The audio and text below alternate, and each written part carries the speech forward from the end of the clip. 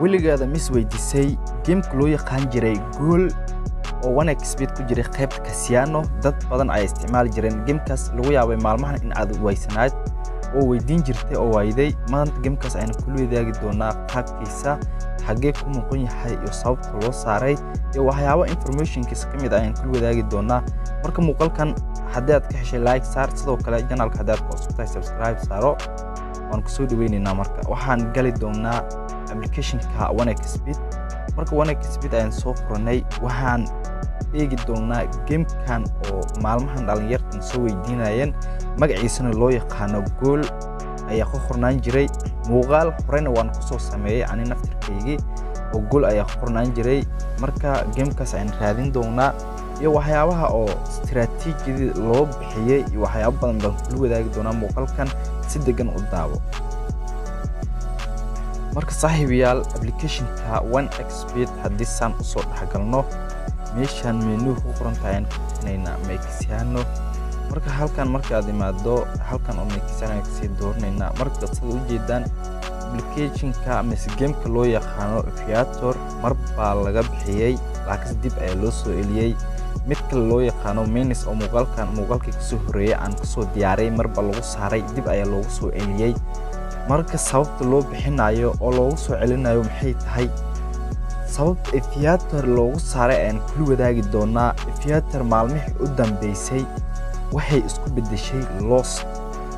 oo daban dadka isticmaalayaan ma aha waa qof iska leh Aviator oo 1xbet ah ayaa loss groway oo lacagihii isug u lahaa mis lacagihiis inta badan ayay baxayeen oo lacag ma soo galaynin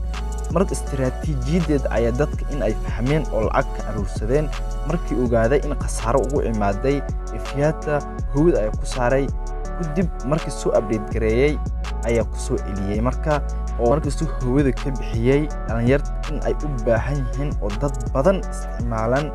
ayaa ogaaday dib ayaa ugu soo eliyay iyadoo weliba la soo update gareeyay oo guulaheeda sidii horay u badnayn oo khasaaro kaliya ay tahay marka waa soo galay laakiin hadda faa'iido ba ku haysta haddii adigu waxa aad ku hesho adiga 3 jibaar 2 isugu ay qaataa adiga 3 jibaar 2 meelood kamid ah isugu ayaa leh hal ayaad helayso marka khasaaro iyo faa'iido inta badan isugu ayaa lacag u xaroota oo dadka faa'iidaan waa dad yar Aviator saas baa looga faa'iiday okay aan ku wadaago marka gameka loo yaqaano gool halkan ayaan qoraynaa oo daban Menace haddii qorno halkan waa ku soo baxaya Aviator waxyaabaha Casino ku jira marka aad qorto halkan waa ku soo baxayaan marka waxaan qoraynaa gool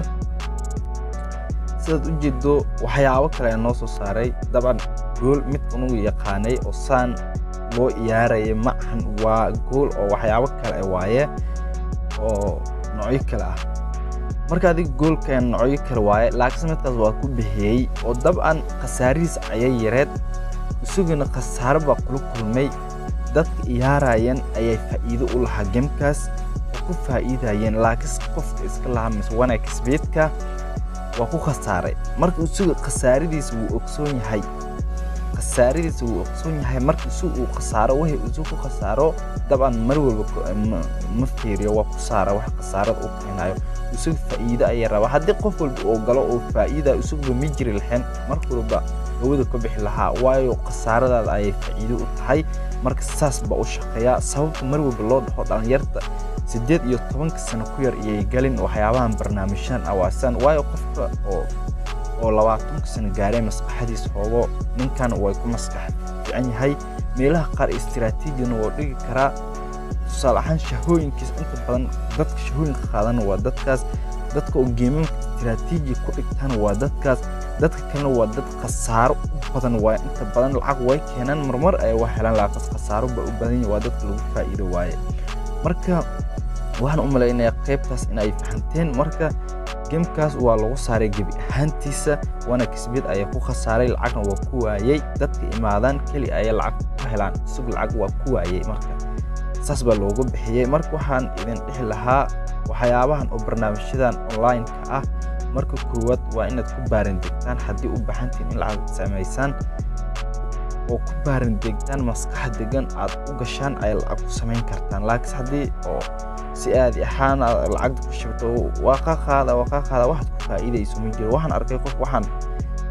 dadkii OneXBet Soomaali soo gaaray isticmaalay weligiisna lacag fiican ku heleen baan arkay marka saas ma ahan sida loo baahan yahay waxaan haddii aad wax ka heli weyso waa laga baxa gabi ahaantiisaba sida OneXBet oo application ka mis game ka gool hubada ugu saaray waxa adeeg haddii aad ka faa'iideynin waa lagu socdaa oo daban gadaal looma soo fiiriyo haddii aad faa'iido ku aragtana waa la joogaa marka haddii aad waxaan faa'iido ku heshay la joog haddii aad faa'iido ku haysan soo baa ku dhixi lahaa application kan oo leeyahay OneXBet waa saas qof maskax leh oo istiraatiijiyada la ciyaari karo ayaa ku dhex jiri kara laakiin qof oo maskaxdiisa hooseyso cag kama keeni karo haddii aan u imaano dhinacan iyo shah VIP ah VIP taban waa lacag waa laga keeni karaa laakiin waxa muhiim ah in adag aad fahan guud aad ku haysato shaqooyinka naadiyada xilliyada meelaha ku kala dheelayaan waa inaad haysataa waxay jiraan naadiyada marka ay ciyaarayaan kuwal dheh karo gool hal iyo bar ay dhalin karaan mis laba gool iyo kuwal dheh karin ba wajiraan tusaale naadiyahalka waaweyn kuwa qaar laba gool hadda ma dhaliyaan eber iyo hal iyo eber ay ku dhamaadaan kuwa qaarna waad aragteen goolaha sidii koornada amal ay loo bixiyaa marka kuwaas koorno iyo goolahoodaba waa isku wada mid marka waxaad dhihi kartaa gool laba iyo bar ay heli karaa naadi hel way badan karaa waa inaad adeeg khibrad u lahaatid waa saas marka oddskan la iskama badiyo waxyaabo oo $5 ilaa $10 ayaa la sameeyaa lacag fiican waa la saartaa saas baa lagu dadka qabtaan marka barnaamijyo badan ayaa soo wadnaa iyo sida bonuska sida loogu faa'iido iyo khasaarada uu leeyahay isaguna waa soo wadnaa muuqaalka soo xigo ayaan ku samayn doonaa marka muuqaalka noo qurxiyo oo like noo saar noo share garay si saaxiibo badan u gaaro channelkeena muuqaalkeena maanta halkan ayaan ka joojinaynaa